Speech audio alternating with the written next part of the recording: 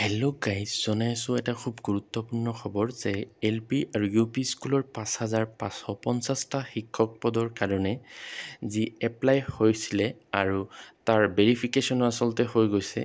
তো সেই পদসমূহৰ যি এপইণ্টমেণ্ট সেইটো অক্টোবৰত হয়নে নহয় সেই লৈ পেলাই এক অনিশ্চয়তাই দেখা দিছে, কাৰণ একাংশ প্ৰাৰ্থীয়ে সেই লৈ পেলাই হাইকোৰ্ট কৰিছে আৰু সেই সম্পৰ্কে 3 ছেপ্টেম্বৰ তাৰিখে এক বাতৰি প্ৰকাশ পাইছিলে আৰু 4 ছেপ্টেম্বৰত সেইটো লৈ পেলাই হাইকোৰ্টৰ এটা ৰায়ো আছিলে। সবিশেষ মোৰ এইটো ভিডিঅ'ত জনাইছোঁ, তো আপোনালোকে শেষলৈকে ভিডিঅ'টো ভালকৈ চাই যাব। এইটো চাব পাৰিছে নথি পৰীক্ষণৰ ফলাফল প্ৰকাশত বাধা উচ্চ ন্যায়ালয়ৰ।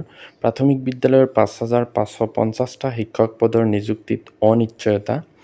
2023 চনতে প্ৰকাশ পাইছিল বিজ্ঞাপন 10 অক্টোবৰৰ বৃহৎ নিযুক্তিৰ পূৰ্বে আইনী জটিলতা দূৰ হোৱালৈ শংকা। নথি পৰীক্ষণ প্ৰক্ৰিয়া সম্পূৰ্ণ হোৱাৰ পাছতো প্ৰাথমিক বিদ্যালয়ত 5,550টা শিক্ষক পদৰ নিযুক্তিক লৈ চৰম অনিশ্চয়তাৰ সৃষ্টি হৈছে, কিয়নো এই পদসমূহৰ নিযুক্তি প্ৰক্ৰিয়াত সৃষ্টি হোৱা আইনী জটিলতা এতিয়াও আঁতৰি যোৱা নাই।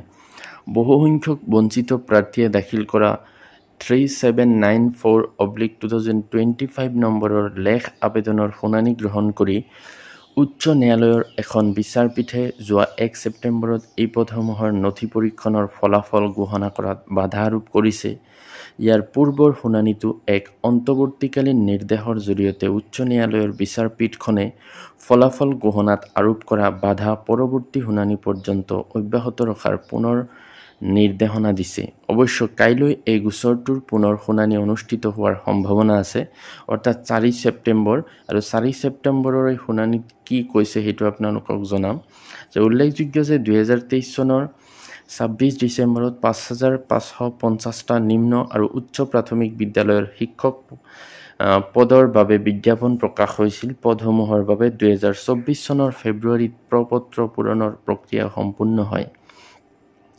পৰৱৰ্তী সময়ত ৰাজ্য চৰকাৰে চতুৰ্থ বৰ্ষপূৰ্তি উপলক্ষে চলিত বৰ্ষৰ 10 মে'ত উক্ত পদসমূহত নিযুক্তি প্ৰদান কৰা হ'ব বুলি ঘোষণা কৰিছে, কিন্তু বিভিন্ন কাৰণত সেয়া সম্ভৱপৰ হৈ নুঠিল।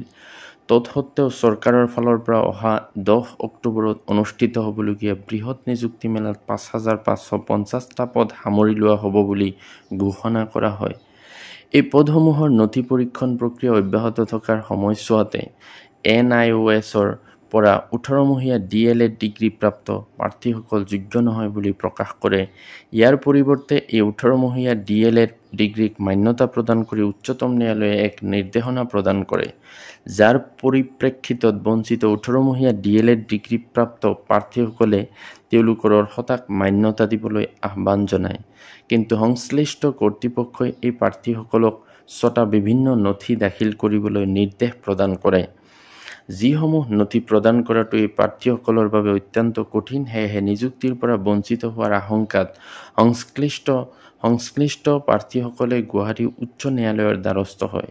লগে লগে সমগ্ৰ নিযুক্তি প্ৰক্ৰিয়া আইনী মেৰপেচৰ মাজত সোমাই পৰে তথা সমগ্ৰ বিষয়টো অনিশ্চয়তাৰ মাজলৈ গতি কৰে। ইপিনে বৃহৎ নিযুক্তিৰ সমাৱেশৰ দিন কাষ চাপি অহাৰ লগে লগে উক্ত পদসমূহৰ বাবে আবেদন কৰা প্ৰাৰ্থীসকলৰ মাজতো হতাশা আৰু আশংকাই দেখা দিছে। যদিহে আইনী মেৰপেচ কম দিনৰ ভিতৰত প্ৰত্যাহাৰ নহয়, তেনেহ'লে পুনৰ এবাৰ তেওঁলোক নিযুক্তিৰ পৰা বঞ্চিত হোৱাৰ সম্ভাৱনা অধিক প্ৰকট হৈ পৰিছে। আবেদনকাৰী প্ৰাৰ্থীসকলে এই ক্ষেত্ৰত প্ৰাথমিক শিক্ষা বিভাগে অনীহা প্ৰকাশ কৰি অহাৰো অভিযোগ উত্থাপন কৰিছে। ইয়াৰ মাজতে কাইলৈৰ শুনানিৰ বাবে প্ৰাৰ্থীসকলে অপেক্ষা কৰিছে। তো 4 ছেপ্টেম্বৰৰ ফলাফলটো কি আছিল চাওক। পৰিছে honourable mister justice Nelson Sailo order 4/9/2025 তাৰিখে অৰ্ডাৰখন দিছিল যে due to certain inconvenience the matter cannot be taken up today although the matter is fixed. অৰ্থাৎ কিবা অসুবিধা হোৱাটো 4 ছেপ্টেম্বৰ তাৰিখেও এই বিষয়টো লৈ পেলাই আলোচনা কৰিব পৰা নগ'ল আৰু এই মেটাৰটো ফিক্স কৰা আছে। তো আৰু এইটো নেক্সট ডেটটো কিমান তাৰিখ দিছে চাওক। As agreed to by the parties let the matter be listed on Tuesday date is 9/9/2025 as first item in the admission column. Interim order passed earlier in WPC number 3794/2025 to continue till the next date of listing. অৰ্থাৎ next hearing আছে 9/9/2025 তাৰিখে আৰু সেইখিনি সময়লৈকে আগৰ যি order সেইটোই থাকিব অৰ্থাৎ 9/9/2025 তাৰিখে আকৌ এইটো লৈ পেলাই আৰু এটা হিয়াৰিং হ'ব অৰ্থাৎ এই 5550টা যি পদ আছে এইটো যদি 10 অক্টোবৰৰ আগতে আইনী মেৰ পাছৰ পৰা নোলায় তেতিয়াহ'লে হয়তো তেওঁলোকৰ এপইণ্টমেণ্ট কি হয় সেইটো পিছলৈ গম পোৱা যাব তো এইখিনি আসলে গুৰুত্বপূৰ্ণ খবৰ ভিডিঅ'টো ভাল লাগিলে লাইক এটা কৰি দিব আৰু এনেকুৱা খবৰবিলাক আগতীয়াকৈ পাবলৈ মোৰ চেনেলটো সাবস্ক্ৰাইব কৰি থব থ্যাংক ইউ